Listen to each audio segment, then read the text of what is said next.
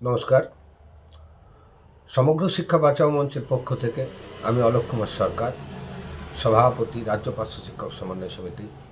এই রাজ্যের সমস্ত বঞ্চিত সমগ্র শিক্ষা পরিবারের যে সদস্য, ম্যানেজমেন্ট স্টাফ, অফিস স্টাফ, শিক্ষা বন্ধু, স্পেশাল এডুকেটর, এসএসকে, এমএসকে এবং পার্শ্ব শিক্ষক সকলের কাছে আবেদন জানাচ্ছি যে আমাদের পক্ষ থেকে আগামী 23শে ফেব্রুয়ারি সোমবার বেলা 12টায় পিএনবি মোড়ে জমায়েত এবং বিকাশ ভবন অভিযান ও তৎসহ অবস্থান কর্মসূচি, লাগাতার অবস্থান কর্মসূচি।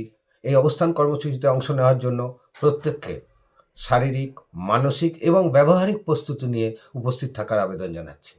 আপনারা সকলেই জানেন, আমরা 20 থেকে 25 বছর যাবৎ এই পেশার সঙ্গে সম্পৃক্ত, যুক্ত। আমরা এই রাজ্যের শিক্ষা ব্যবস্থাকে এগিয়ে নিয়ে যাওয়ার অন্যতম কাণ্ডারি।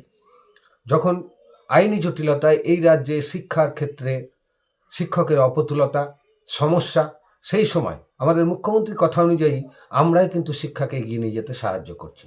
পাশাপাশি আমাদের যে মূল দায়িত্ব, স্কুল ছুট বাচ্চাদের শিক্ষার অঙ্গনে নিয়ে এসে আমরা কিন্তু আন্তর্জাতিক স্তরে এই এডুকেশন ডিপার্টমেন্টকে পুরস্কার পেতে সাহায্য করেছি। এছাড়াও সরকারের যে বিভিন্ন উন্নয়নমূলক কর্মসূচি, যে প্রকল্পগুলি, যেমন কন্যাশ্রী, শিক্ষাশ্রী সহ যা যা প্রকল্প আছে, প্রত্যেকটা প্রকল্পেই, এমনকি দুয়ারে সরকারেও আমরা কিন্তু সক্রিয় সহযোগিতা করেছি।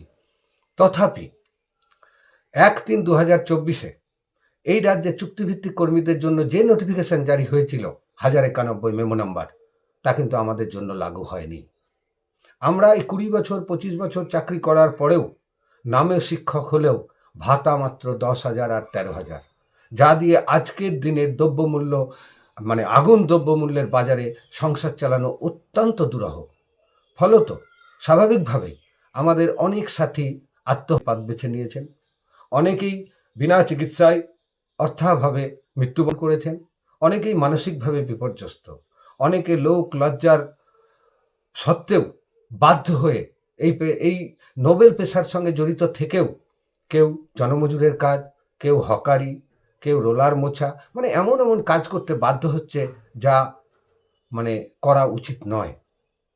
আমরা ধারাবাহিক কর্মসূচির মধ্য দিয়ে গত 17ই ফেব্রুয়ারি স্কুল এডুকেশন কমিশনার, প্রিন্সিপাল সেক্রেটারির সঙ্গে দেখা করেছিলাম এবং আমরা জানতে পারি যে আমাদের জন্য যে ফাইলটা তৈরি হয়েছিল, সেই ফাইল এখনো পর্যন্ত কিন্তু আছে, বাতিল হয়নি।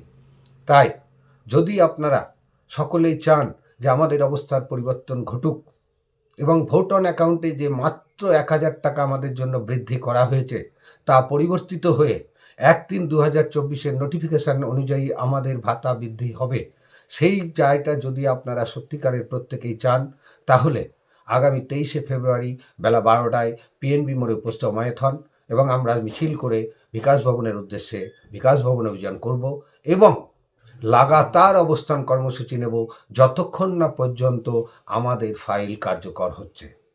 আপনারা অনেকেই হয়তো ভাবতে পারেন, বিগত অনেক আন্দোলনের পরেও হয়নি, এখন কি হবে? আমরা আপনাদের বলতে চাই, এখন হওয়ার একটা বিরাট সম্ভাবনা আছে।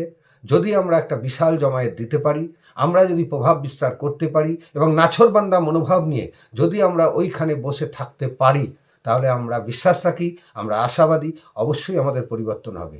তাই আমি এই রাজ্যের সকলকে করজোড়ে নিবেদন জানাবো, মান, অভিমান, রাগ, দুঃখ সমস্ত কিছু ভুলে আগামী 23শে ফেব্রুয়ারি সমস্ত সংগঠন, সমস্ত নেতৃত্ব, সমস্ত পার্শ্ব শিক্ষক শিক্ষিকা, এসএসকে, এমএসকে, অফিস স্টাফ, শিক্ষা বন্ধু, স্পেশাল এডুকেটর, সকলকে আমি বলবো, কাঁধে কাঁধ মিলিয়ে শুধুমাত্র নিজের বঞ্চিত সত্তাকে জাগরণ করে আপনি বঞ্চিত এই বোধ থেকে আগামী 23শে ফেব্রুয়ারি কলকাতার বিকাশ ভবন ভরিয়ে তুলুন এবং দীর্ঘ এই যে লাগাতার যে অবস্থান কর্মসূচি, তাকে সফল করুন।